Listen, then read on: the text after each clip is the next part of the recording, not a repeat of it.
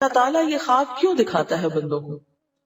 اور یہ ایک ایسا عمل ہے کہ جو انسان جس پہ قابو نہیں پا سکتا، جو انسانی ڈسکوری سے باہر ہے کہ ایسا کیوں ہوا۔ آپ دیکھیں کہ انسان دو چیزوں کا مجموعہ ہے، ایک اس کا جسم ہے اور ایک اس کی روح ہے۔ جہاں یہ دونوں آپس میں ایک دوسرے سے موافقت کرتے ہیں، ایک دوسرے کے ساتھ کوآرڈینیٹ کر رہے ہیں، وہاں یہ ایک دوسرے سے کشمکش بھی کرتے ہیں۔ بعض اوقات جسمانی خواہشات روح پر غالب آ جاتی ہیں، بعض اوقات روحانی کیفیات جسم پر غالب آ جاتی ہیں۔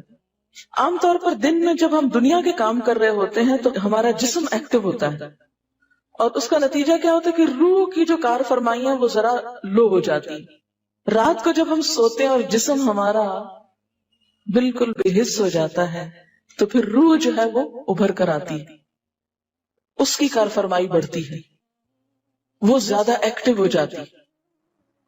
پھر آپ کو قرآن کی وہ آیت بھی یاد ہوگی کہ جس میں اللہ تعالیٰ فرماتے ہیں کہ جب انسان سوتا ہے تو ہم اس کی ایک روح لے لیتے ہیں، جس کو زندگی دینی ہوتی ہے وہ واپس لوٹا دیتے ہیں، ورنہ جو دوسری باقی ہوتی ہے وہ بھی لے لیتے ہیں۔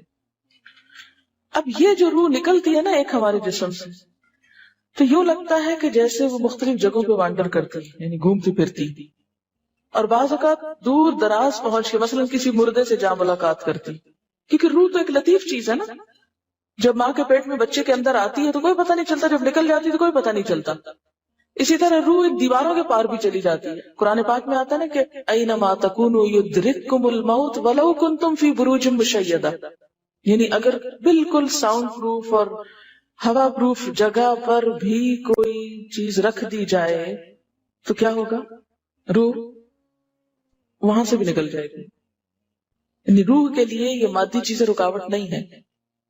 اب آپ دیکھیں جو لوگ مر جاتے ہیں بعض اوقات آپ کی ان سے ملاقات ہوتی ہے اور آپ کو یوں لگتا ہے جیسے آپ ان کو چھو کر آئے، اور ایسا ممکن ہے کہ وہ جو سوتے وقت ایک روح آپ کی نکلی وہ ٹریول کرتے کرتے اس مقام پہ جا پہنچی جہاں وہ مردہ روح تھی، اور اس نے اس سے جا کر باتیں بھی کی، کچھ میسج بھی لیے، کچھ اور بھی۔ تو اس سارے کو ہم واضح طور پر نہ جان سکتے ہیں، اس کی حقیقت نہ سمجھ سکتے ہیں، لیکن بعض خوابوں کو انٹرپریٹ کرنے میں یہ چیز آپ کو مدد دے گی کہ ایسا کس طرح پاسبل ہے۔ آپ اپنے بستر پر لیٹے ہوئے اور روحانی طور پر آپ خواب میں آپ کہیں اور پہنچے ہوئے۔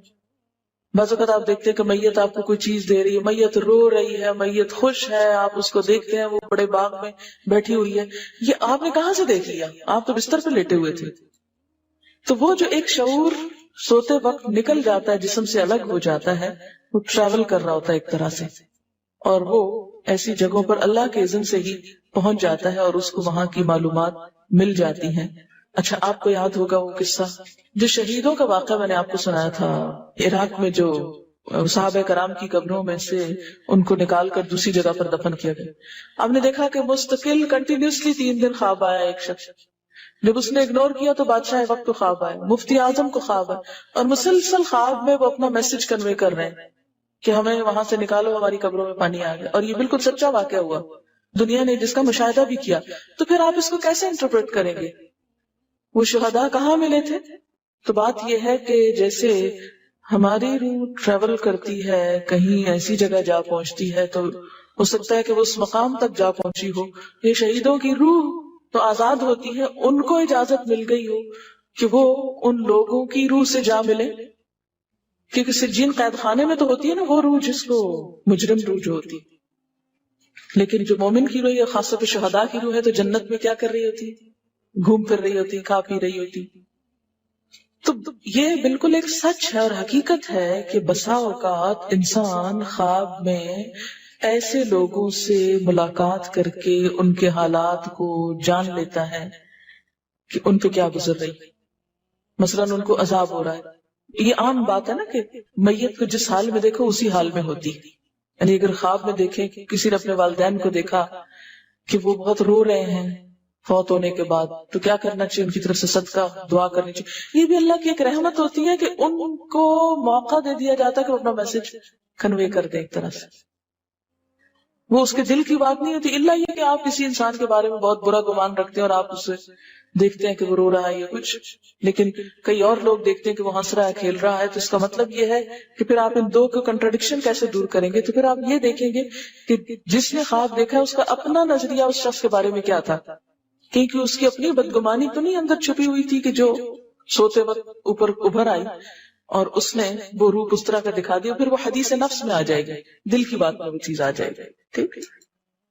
تو نبوت کا جیسے انبیاء علیہ السلام کو کچھ غیب کی خبریں دے دی جاتی تھی، اسی طرح عام انسانوں کو خواب کے ذریعے کچھ غیب کی خبریں دے دی جاتی ہیں، لیکن کسی بھی خواب کے سچا ہونے کی آپ کوئی دلیل نہیں رکھتے. ایس سچ واضح بات یہ نہیں کہہ سکتے کہ میں نے جو خواب دیکھا وہ بالکل سچ ہو جائے گا، یہ آپ دعویٰ نہیں کر سکتے. نبوت کا تو دعویٰ کیا جا سکتا ہے، لیکن آپ اپنے خواب کا دعویٰ نہیں کر سکتے کہ میں نے جو دیکھا ہے وہ بالکل سچ دیکھا. ہو سکتا ہے آپ کو شیطان نے ڈرایا، ہو سکتا ہے کہ آپ کے اپنے دل کی سوچیں اور خیالات اس میں آ رہے ہیں، اور خصوصاً اس وقت جب دو متضاد آپ کو خبریں ملے. مثلا ایک شخص آپ کے پاس آتا ہے، وہ کہتا ہے کہ میں نے آپ کے بارے میں بہت اچھا خواب دیکھا. دوسرا آتا ہے کہتا ہے کہ میں نے آپ کو اچھے حال میں نہیں دیکھا. اب یہ فرق کس چیز کا ہو گیا؟ اس کے اپنے گمان کا فرق ہے. ایک آپ کے بارے میں گمان اچھا رکھتا ہے، وہ آپ کو اچھا دیکھنا چاہتا ہے لہٰذا وہ آپ کو اچھا دیکھ رہا ہے، اور دوسرا آپ سے حسد رکھتا ہے اور وہ آپ کو ہر قیمت پہ ختم ہوتے دیکھنا چاہتا ہے. وہ ویسے تو مار نہیں سکتا آپ کو، لہذا خواب میں مار لیتا ہے اور خواب میں آپ کا حال برا دیکھ لیتا ہے. تو وہ خواب دراصل کیا ہوتا ہے؟ اس کی اپنے نفس کی بات ہوتی ہے.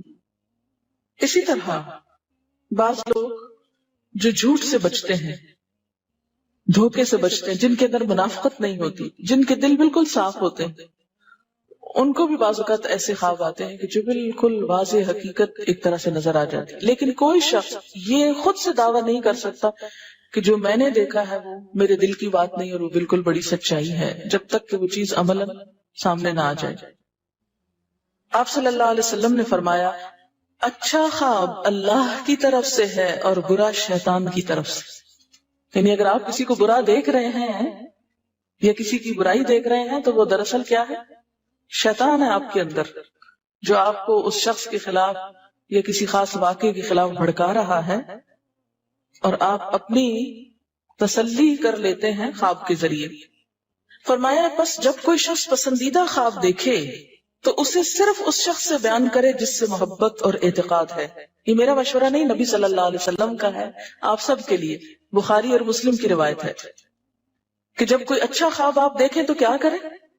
اس کو بتائیں جس سے آپ محبت رکھتے ہو، وہ آپ سے بھی رکھتا ہو اور جس پر آپ کا اعتماد ہو.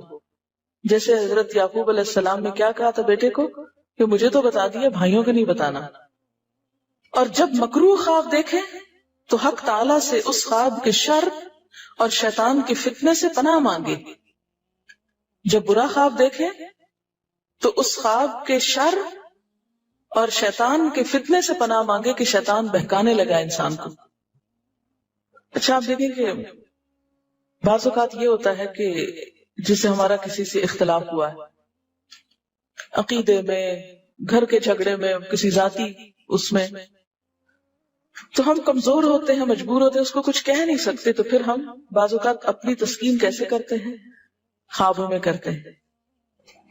مثلا ایک لڑکا کسی سے شادی کرنا چاہتا ہے اور وہ کر نہیں پاتا، اس کو وہ رشتہ مل نہیں رہا، تو وہ خواب میں دیکھتا ہے کہ اس کی شادی اس سے ہو گئی، اس لڑکے سے.